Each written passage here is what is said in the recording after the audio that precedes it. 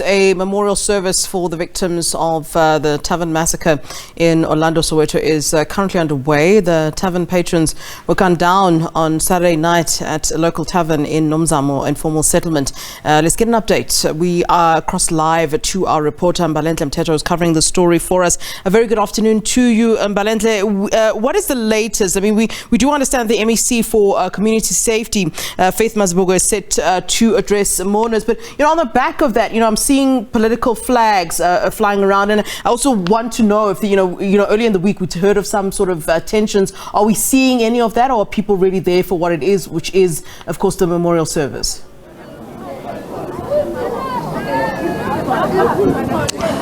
Well, the MEC for Community Safety, Faith Mazibuko, is here. She has arrived. She has been introduced to the mourners who are here to remember those who died on Saturday. And it seems as though she's going to have to answer a lot of questions. And one of the questions she's going to have to answer is, what is the police, or what are the police doing with regards to finding the perpetrators of the crime? You would have heard some of the mourners here just,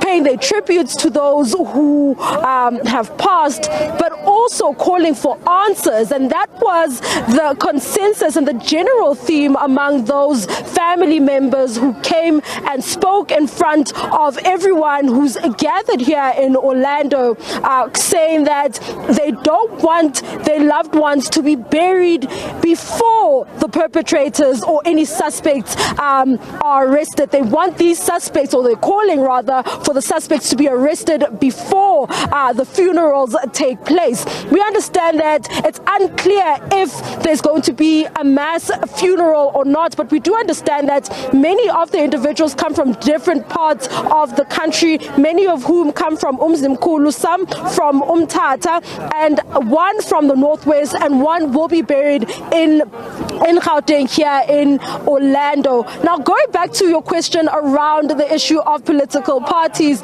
you can see behind me there are flags. The one belongs to the EFF, and the other belongs to the ANC. Now, among some of the people here, I tried to speak to one of the family members who complained about the fact that the appearance or the presence of political flags makes it seem as though this is an opportunity for various political parties to start campaigning. However, these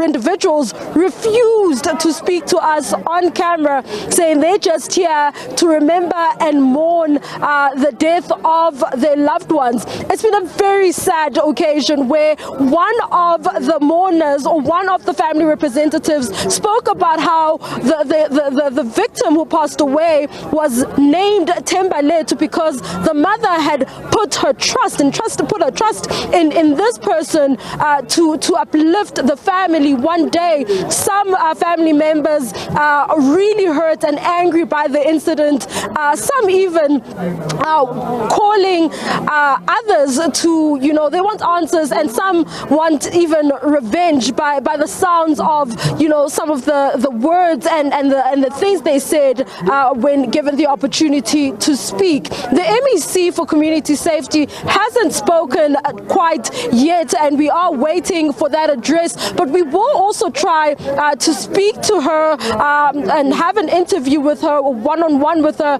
just to find out on the status of the investigations, and if there are or have been any leads with regards to those behind and the motive really behind the shooting. Some family members were in tears, some have been falling.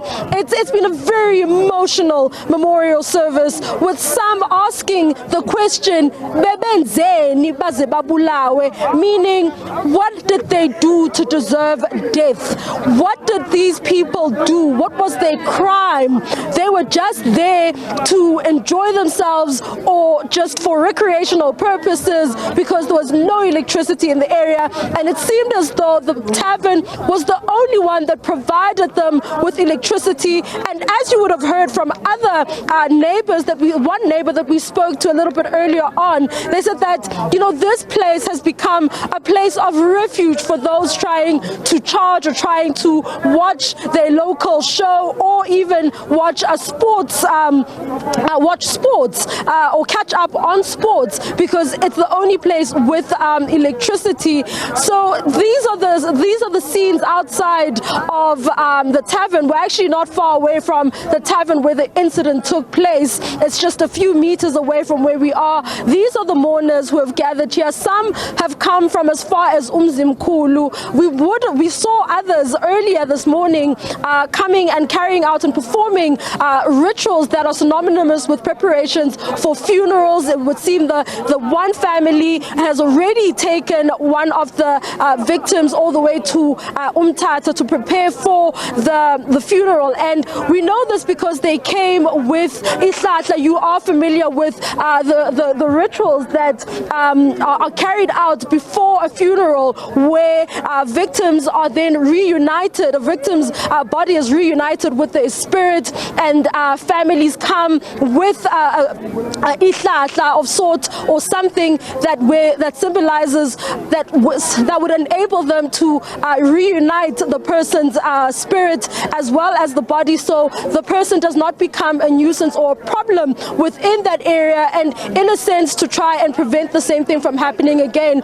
But family members also, which is also synonymous rather with what family members have been saying here, saying that they are aware of the crime levels, high crime levels in the community, asking the MEC and asking those in positions of authority, how many people must die before something is done or about the crime levels. They say people of Nonzamo are under attack in the morning when they go to work, in the evening when they come back from work, during the day when they are sitting in their homes, and many have died at the hands of unknown assailants and have fallen victim to violent crimes. And these seem to be a daily occurrence. You would have heard one of the neighbors earlier talking about the fact that gunshots are a daily occurrence within this community. But for the first time, the gunshots were right next door, and this was met by cries from neighbors. And the neighbor says she at some point thought she was going to die when she heard the gunshots right next door. So it's unclear why, because she also asked the question, why is it that these people were shot in the manner that they were shot? Because nothing was taken. She said that she knows that there are incidents where taverns such as this one are robbed at gunpoint. She assumed that it was a robbery, but later learned that it was just a massacre of young people who were there for recreational purposes. Mbalenhle, many thanks for that comprehensive report. Mbalenhle Mthethwa for us in Soweto, where the memorial service for the victims of the Soweto Tavern massacre is currently underway.